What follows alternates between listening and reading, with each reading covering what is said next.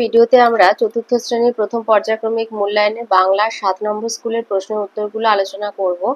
একের কতে বলেছে কবিকে সহিষ্ণু হতে কে শেখালো? মাটি কবিকে সহিষ্ণু হতে শেখালো। খ নরহরি দাস এক গ্রাসে কি খায়? এক গ্রাসে 50টা বাঘ খায়। নরহরি দাস এক গ্রাসে 50টা বাঘ খায়। গ তত্ত্বচানে স্টেশন যাবার সঙ্গী কে হয়েছিল? তত্ত্বচানে স্টেশন যাবার সঙ্গী হয়েছিল রকি। ঘ ইয়াসুয়াকি চানকে গাছে ওঠাবার জন্য কোথা থেকে মই এনেছিল তত্ত্বচান? দারোয়ানের ঘর থেকে।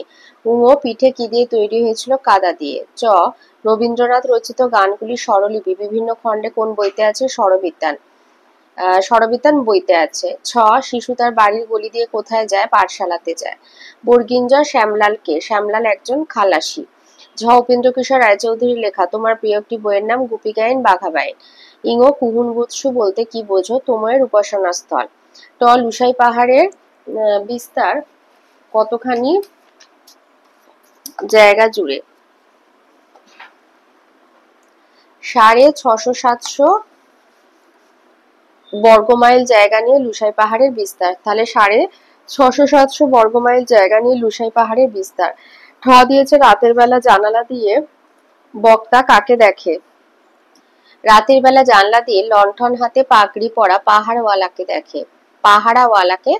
দেখে। ড দিয়েছে প্রেমেন্দ্র মিত্র কোন পত্রিকার সম্পাদক ছিলেন? কালিকলম। ঢ পাষাণ কবিকে কি শিক্ষা দিয়েছিল? আপন কাজে কঠোর হতে শিক্ষা দিয়েছিল। দুইতে আছে এলোমেলো বর্ণগুলি সাজিয়ে শব্দ করো। ক হবে আমন্ত্রণ, খ হবে ব্যাপারখানা, গ ধুলোবালি, ঘ হবে বন্দোবস্ত। তিনে দিয়েছে প্রতিটা শব্দে দুটো করে প্রতিশব্দ লেখো। ক সাথী, সঙ্গী, বন্ধু। খ পাহাড়, গিরি, পর্বত। গ হচ্ছে রাস্তা, পথ, সড়ক। ঘ সাগর, অর্ণব, সমুদ্র।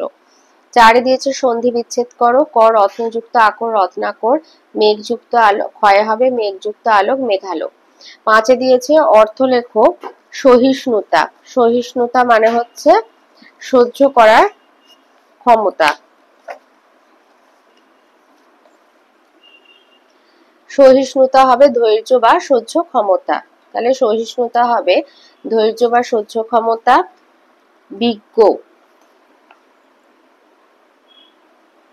বিজ্ঞ হবে জ্ঞানী বা অভিজ্ঞ।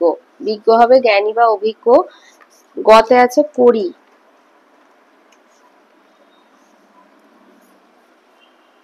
করি হলো বিনিময়ের মাধ্যম, এক ধরনের মুদ্রা, কপর্দক। করি হলো বিনিময়ের মাধ্যম, এক ধরনের মুদ্রা, কপর্দক। ঘতে আছে খুরি। এটা বনভোজন থেকে দিয়েছে।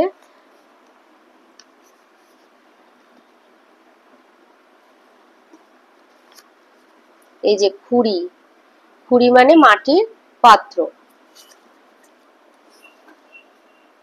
ছয়তে দিয়েছে বর্ণ বিশ্লেষণ করো। কতে হচ্ছে ব্যস্ত, বযোগ অন্তেজ্জর যোগ দন্তেশ্বর যোগ তজ ক। খতে আছে পাঞ্জা, পযোগ আ যোগ ইং যোগ বর্গিঞ্জর যোগ আ। সাথে দিয়েছে বাক্য রচনা করো। ক ফেরিওয়ালা, পথে ফেরিওয়ালা হাঁক দিয়ে ফেরি করে বেড়াচ্ছে। খ মালগাড়ি, মালগাড়ি ধীর গতিতে চলে। আটের কতে দিয়েছে তমইতে সবার একটা করে গাছ ছিল। তমই শব্দের অর্থ কি? আর তত্ত্বচানের গাছটা কোথায় ও কোন রাস্তার ধারে ছিল? ছাত্রছাত্রীরা গাছগুলি সম্বন্ধে কি ভাবতো?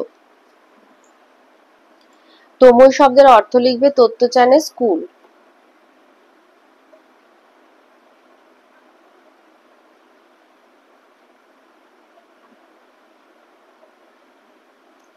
তত্ত্বচানের গাছটা কোথায় ছিল? তত্ত্বচানের গাছটা ছিল বেড়ার ধারে। এই যে বেড়ার কাছে যে রাস্তাটা কুহুনবুৎসুর দিকে চলে গেছে ঠিক তার ধারে। তাহলে তত্ত্বচানের গাছটা ছিল বেড়ার ধারে, যে রাস্তাটা কুহুনবুৎসুর দিকে চলে গেছে ঠিক তার ধারে ছিল। ছাত্রছাত্রীরা গাছগুলি সম্বন্ধে কি ভাবতো? এখান থেকে লিখবে ছেলেমেয়েরা মনে করতো গাছগুলো তাদের নিজেদের সম্পত্তি। ফলে কেউ যদি আর কারো গাছে চড়তে চাইতো তাহলে তাকে গিয়ে বিনীতভাবে বলতে হতো আমি কি একটু ভেতরে আসতে পারি? চেয়ে নেবো একটি শুধু বর উদ্ধৃতিটি কোন কবিতার? উদ্ধৃতিটি হচ্ছে মালগাড়ি কবিতার, আর কবি হচ্ছে প্রেমেন্দ্র মিত্র।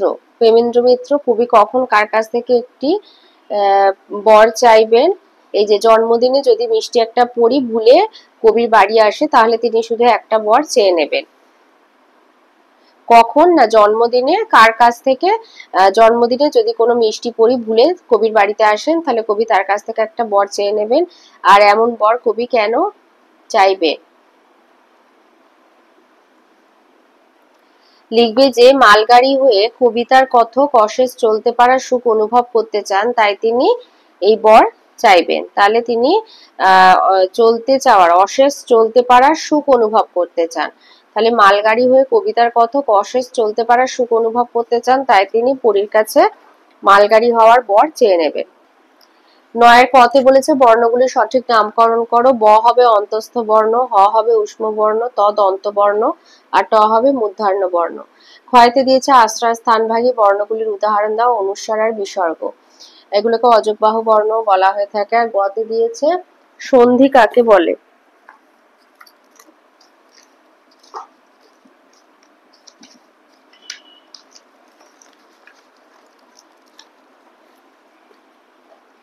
লিখবে পাশাপাশি অবস্থিত দুটি ধ্বনির এক ধ্বনিতে পরিণত হওয়াকেই বলে সন্ধি। সন্ধি হলো ধ্বনিতে ধ্বনিতে মিলন। যেমন হচ্ছে নবযুক্ত অন্ন নবান্ন, অযোগ অ মিলে আ হয়েছে।